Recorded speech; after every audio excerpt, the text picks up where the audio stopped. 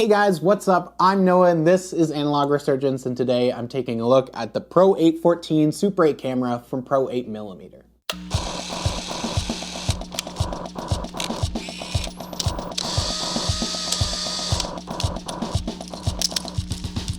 When it comes to shooting motion picture film formats today, one of the most recognizable names out there in terms of these resources is PRO8mm. PRO8 is a lab out in California that has been around for decades, originally coming out of the Super 8 sound company in the 70s and the 80s, and they can be a great resource for people out there who are shooting like Super 8 and 16mm today in terms of being able to buy film from them, get things processed and scanned as well. And they also do something that isn't a service that is widely available today, and that is refurbishing and restoring certain older Super 8 camera models and offering them as an option for buying something that is reliable when you're shooting this format. The Rondicam is the cheapest option, and it's a restored Canon 310 XL. It's a great entry-level option for any amateurs that are shooting Super 8 and looking for like a solid, reliable camera without having to continuously scour the used market. Their PRO814 is a restored Canon 814 auto zoom model, which is more expensive than the Rondicam, but it offers more control and more shooting options on it. And the Classic Professional is a restored Beaulieu 4008. Those cameras are really well built. They can take interchangeable lenses. They have a lot of different shooting options on them, and they are the most expensive one,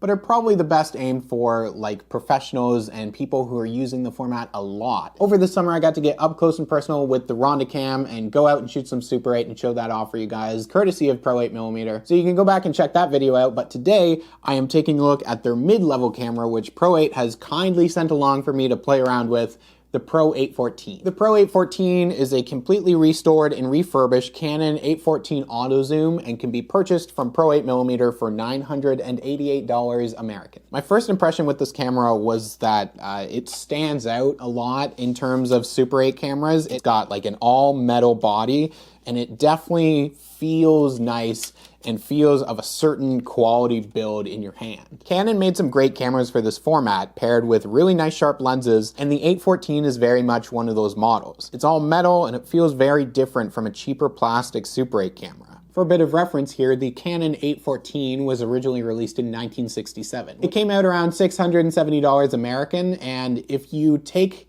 $670 in 1967 and adjust it for inflation, that comes out to about $5,200 American in 2020 dollars. When this was released, it was not a cheap camera. Now I'm going to be talking about the camera and like its functions and like a little bit about just the Super 8 stuff in general, but also I will be showing off footage that has been shot with the camera as well. So PRO8's big claim for the cameras that they offer is that when they get their hands on these old vintage kind of beat up and used cameras, they do a full teardown and restore of them so that they can kind of breathe new life into these models and they work essentially as if they were brand new again. Lenses are cleaned and properly adjusted, motor torque is increased so that it can properly and more smoothly handle like modern film stocks like the Vision 3 stuff. On top of that, the auto exposure is slightly adjusted so that it can better kind of handle the high ISO 500 tungsten Vision 3 color negative film from Kodak, and the need for an outdated extra battery that controls only the light meter exposure system inside of the camera has also been completely replaced so that it all runs motor and exposure system entirely off of 4 AA's that are installed in the camera's handle. So the camera is being built from scratch, okay? It's not what PRO8 does and is not what they're capable of doing. They're taking really nice old models and bringing them up to new standards. I came across this poor soul who just failed to realize that on this review that I found. It's refurbished. It's not a hoax. The other major modification that PRO8 does to these cameras is that they completely remove the option for using the internal orange filter on the camera. Originally, the switch would be located on the side here of the original 814s, but it's been completely removed by PRO8. The internal orange filter is used on most Super 8 cameras as an option to allow you to shoot tungsten balanced film outside under daylight. They can be really convenient to have, but can also really degrade over time because they're not super high quality filters. For this camera, you just need to have an 85 orange filter to screw onto the front of the lens. The 814 is a great classic looking Super 8 camera. It's got a 7.5mm to 60mm zoom lens on the front, multiple frame rate options on the side which make it really appealing, and fully manual exposure control. Batteries go inside the handle here, and 4 AA's again is all you need to power the entire camera. The handle folds down on the side and it it clicks into place for the classic pistol grip style Super 8 camera look. We've got our trigger at the front for running our film. Our power options are on the side. Off, which is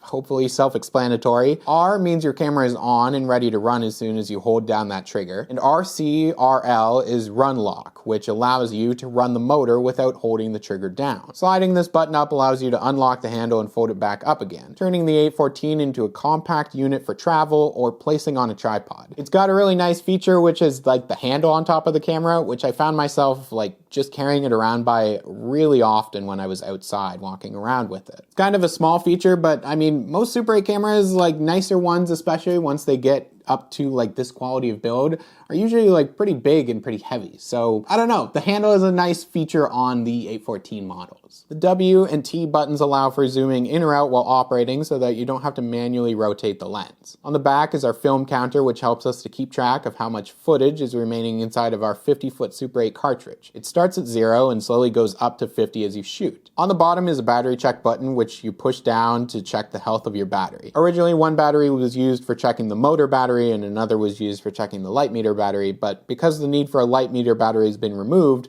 only one button needs to be pushed down to check. The 814 offers 3 different frame rate options for shooting your Super 8. This is a feature that isn't always found on older classic Super 8 cameras. Usually 18 frames per second is the speed that most of these older cameras without any sort of option will default to. 18 frames per second can be a little jumpy on playback though, because it's just capturing less information as you record. And it can be awkward to incorporate into projects that have a more standard frame rate of something like 24 or 30. 24 frames per second offers smoother looking footage as it captures more information every second. It's also a little easier to work with because it's closer to a digital standard now. And 12 frames per second if you're looking for something completely different for rough, jumpy footage. Something I've also mentioned in the past in various videos is that choosing different frame rates when you're shooting 16mm or 35mm or Super 8, any of these formats results in a different runtime for the amount of film in your camera. Super 8 cartridges hold 50 feet of film. 18 frames per second gets you about 3.5 minutes worth of footage. 24 frames per second gets you about 2 minutes and 45 seconds of footage. And 12 frames per second will give you about 5.5 minutes worth of footage. Shooting 12 frames per second just to get 5.5 minutes worth of footage might seem appealing,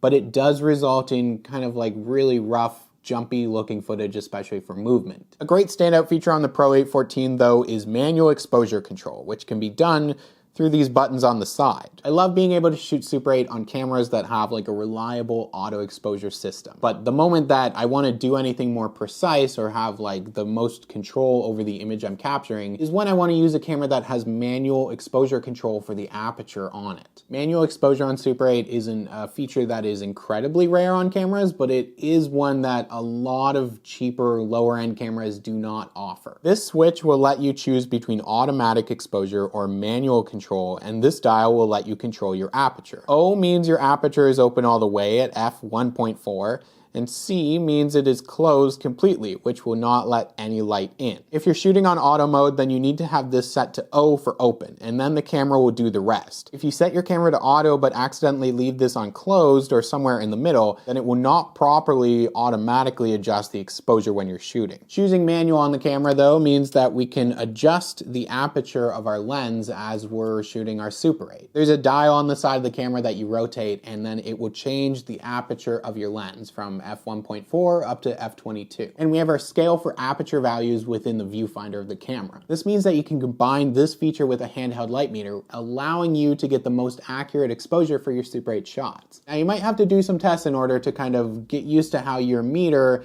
is best used when shooting Super 8. But a good reference is that depending on the frame rate that you choose, that will change the shutter inside of your camera, which equates to a shutter speed reading on a handheld light meter. Original information for the 814 gives us these shutter speeds as reference. PRO8mm manual though does recommend metering for 1/90th of a second when you're shooting at 24 frames per second. So we're going to take a look at what's best in just a moment. Focusing is pretty easily done with this camera by just looking through the viewfinder or by using the numbers on the lens barrel for reference. In general, a good tip for focusing when shooting Super 8 is to first zoom all the way in on your lens and then focus while looking through the viewfinder. Then you can just zoom back out and your shot will remain in focus. So PRO8 also sent along a couple of cartridges of Super 8 for me to shoot in the 814, which is exactly what I did. I shot some 50 ISO daylight film and some 200 200 ISO tungsten film.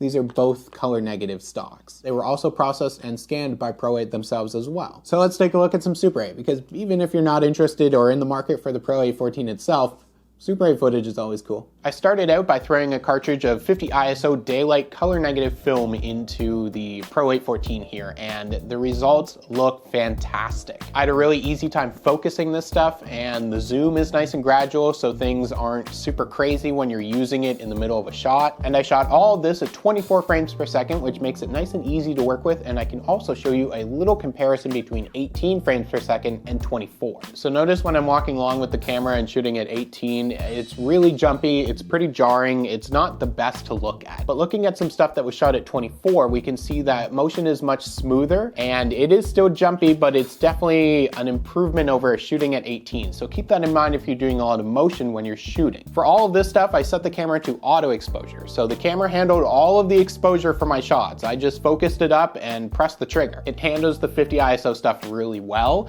and especially for this where I'm moving across from like a darker area to a brighter one, you can see that the auto exposure just handles it really, really nicely. This stuff is looking sharp. I got some really classic looking lens flares going on here. The manual exposure control also means that you can fade in or fade out on your footage by opening or closing the aperture while you're recording. I recommend doing this on a tripod though, because I was just kind of doing this handheld, and you can see that it's like not super smooth, and it kind of gets a little funky at the end there. Next, I loaded up some 200 ISO color negative film that's tungsten balanced for indoor lighting and did some exposure tests here. So first on auto exposure, the camera tells me that it wants to shoot at something around 2.4 for the f-stop. 2.4 looks pretty good for auto, so using manual, I can see what the flexibility of this film is. Using my handheld meter and going off a shutter speed of about 1/90th of a second for 24 frames per second, which is what Pro8 recommends when using a handheld meter at this frame rate, I shoot with a slightly smaller aperture of 2.8, which kind of brings it down just a little bit and gives me kind of a tighter exposure. Because it's color negative, it also handles overexposure pretty well too, so we can go at f2 and you can see it just overexposed by like half a stop. And we can see that this stuff handles some underexposure pretty well. So going from 2.8 all the way down to f8 for our aperture value of the lens lets us see how this color negative film handles some underexposure. So even going like a stop or 2 stops down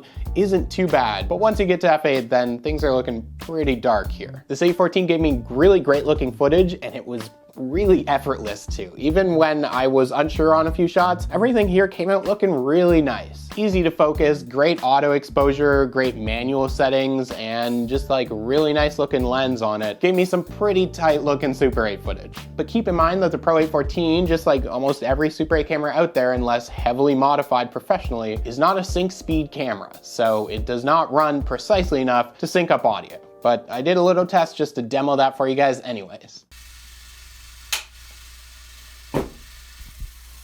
This is just my demo of how a Super 8 can lose sync with audio pretty easily because they're not sync motors. So presumably within just a few seconds already, this has started to drift. But I'm not going to blow through the rest of the film just to show this off. I just wanted to demo it. The Pro814 isn't going to be the camera for everyone, and I know that. With a much higher price point than probably most people are kind of thinking about when getting into Super 8, it's more of the camera that I do recommend for professionals, or at least like semi-professionals, who are using the format often, want something super reliable, and have the budget to use when shooting the format. Now, anyone telling me that Super 8 is not a format that shows up in like professional uses or big projects, well, it is. Music videos, movies, ad campaigns, wedding photography, even though it's a small, kind of limiting format, it is something that shows up, and those instances absolutely require the use of like a higher quality piece of gear. Being able to shoot 24 frames per second and having manual exposure control definitely makes this more tailored to just using on a variety of projects. Things that you don't always want to entrust to like an older,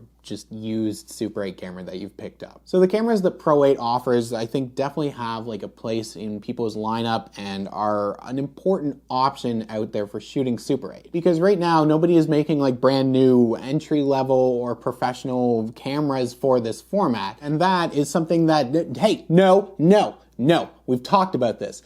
If the Kodak Super 8 camera ever does get released, it will most definitely be tailored more towards the high-end professional level for people buying it. Again, that's if we ever see it.